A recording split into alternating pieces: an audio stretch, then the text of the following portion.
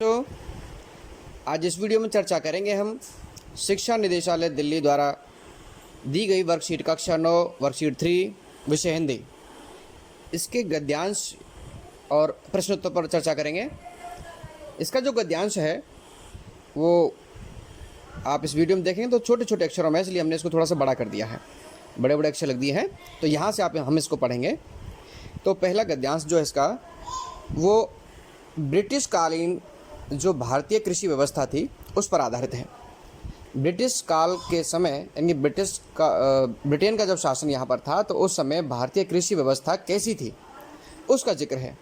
तो इसको पढ़ेंगे पहले और ध्यान से पढ़ने के बाद फिर हम प्रश्नों के उत्तर लिखेंगे। अंग्रेज़ों के आने से पहले भारत में एक परंपरा थी कि साल भर की उपज का एक हिस्सा राजा का भाग माना जाता था। जो साझे की खेती करने वाले किसान, जिनका ज़मीन पर संयुक्त स्वामित्व होता था, या अपने गांव का खुद प्रबंध करने वाला ग्रामीण समाज खिराज या कर के रूप में शासक को दे देता था। सालाना पैदावार के घटने बढ़ने के साथ राजा का भाग भी अपने आप घट बढ़ जाता था। अंग्रेज़ों ने इस पुरानी परंपरा को ख़त्म करके एक निश्चित नकद रकम के रूप में माल गुजारी लेना शुरू किया। यह रकम ज़मीन के हिसाब से तय की जाती थी और साल भर में पैदावार चाहे कम हुई हो या ज़्यादा, जो रकम पहले से तय कर दी गई थी वही वसूल की जाती थी और ज़्यादातर माल गुजारी अलग अलग व्यक्तियों पर लगाई जाती थी, जो या तो खुद खेती करने वाले काश्तकार थे या सरकार द्वारा नियुक्त किए गए जमींदार थे। इसके बाद जो कसर बची थी वह भारत के इंग्लैंड के ढंग की जमींदारी प्रथा और वहाँ की पूंजीवादी कानून व्यवस्था जारी करके पूरी कर दी गई। इस परिवर्तन के द्वारा व्यवहार में अंग्रेज विजेताओं की हुकूमत का सारी ज़मीन पर अंतिम अधिकार कायम हो गया और किसान महज दूसरे की ज़मीन पर लगान देकर खेती करने वाला बन गया। अब यहाँ आप देखेंगे तो जो भारतीय कृषि परंपरा थी और ब्रिटिश काल की जो कृषि परंपरा थी, उन दोनों में थोड़ा सा अंतर बताया गया है। यानी भारतीय काल की जो कृषि परंपरा थी उस समय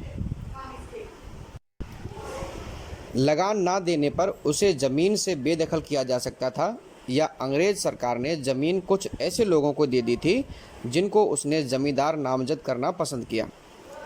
यह लोग भी सरकार की मर्जी से ही ज़मीन के मालिक थे और माल गुजारी ना देने पर उनसे भी ज़मीन छीन ली जा सकती थी। तो इस प्रकार से जो भारतीय कृषि परंपरा थी उसमें तो ये था कि किसान उपज का एक हिस्सा राजा को देते थे, लेकिन विभिन्न जो रियासतें थीं उनमें भी इसका जो दायरा था वो अलग अलग था। कहीं एक हिस्सा आधा हिस्सा के बराबर होता था कि आधे हिस्से की जो उपज है वो किसान की और आधे हिस्से की उपज है वो राजा की, तो वो तो और भी ज़्यादा थी। अब अंग्रेज़ों ने आने के बाद क्या किया कि ज़मीन चाहे कितनी है, उस ज़मीन पर आपको बार बार उपज के हिसाब से नहीं देना, आपको निश्चित रूप से एक रकम देनी होती थी जो सरकार तय करती थी। अब प्रश्नों पर आते हैं। ये 5 प्रश्न इस गद्यांश में। पहला प्रश्न है, मालगुजारी जमींदारी ज़्यादातर शब्दों में से प्रत्यय छांटिए।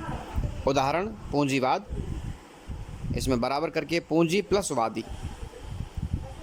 तो यहाँ प्लस के बाद जो वादी शब्द है ये प्रत्यय है, यानी कि प्रत्यय वे होते हैं जो किसी शब्द या किसी शब्द में जुड़कर, यानी वे शब्दांश जो किसी शब्द में जुड़ करके उसके रूप एवं अर्थ में परिवर्तन कर देते हैं, वे प्रत्यय कहलाते हैं।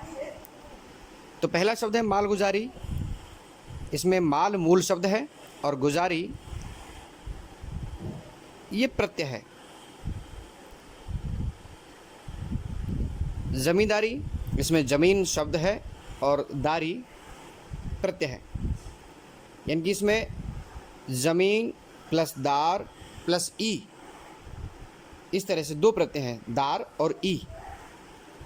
ज़्यादातर में ज़्यादा शब्द है और तर ये प्रत्यय है। तो इस तरह से मूल शब्द के अंत में प्रत्यय जुड़ते हैं। अब आते हैं प्रश्न नंबर 2। सालाना शब्द से आप क्या समझते हैं? सालाना आप जानते हैं, सालाना को वार्षिक भी बोलते हैं, यानी कि ईयरली अंग्रेजी में बोलते हैं। सालाना शब्द से आशय है साल में एक बार होने वाला, उसे सालाना या वार्षिक कहते हैं। प्रश्न नंबर 3, अपने परिवार की सहायता से उपरोक्त गद्यांश में से उर्दू के शब्द छांटिए। अब उर्दू के शब्द छांटना आजकल हिंदी में से बड़ा मुश्किल है, क्योंकि ये शब्द रोज़मर्रा की ज़िंदगी में काम आते हैं और हम पहचान भी नहीं पाते हैं कि हिंदी के शब्द हैं या उर्दू के हैं या अंग्रेज़ी के हैं। फिर भी कोशिश करते हैं इसमें इसको छांटने की। पहला शब्द है खिराज, इसका अर्थ होता है कर, टैक्स। बेदखल, इसका अर्थ होता है बिना किसी दखल के। मालगुजारी, इसका अर्थ भी कर होता है। नामजद का अर्थ होता है नाम, किसी का नाम लेकर के। रकम का अर्थ होता है राशि, धनराशि। काश्तकार, इसका मतलब होता है किसान।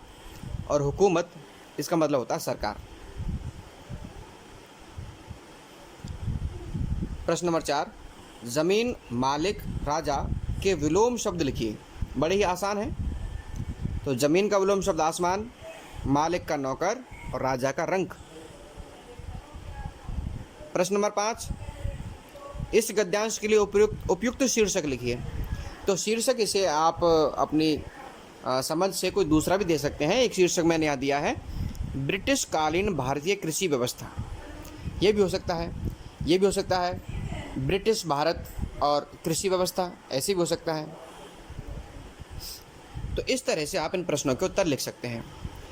आप हमारे चैनल को सब्सक्राइब जरूर करिएगा, जिससे कि आपको आने वाली वर्कशीट के उत्तर हल मिलता रहे। धन्यवाद।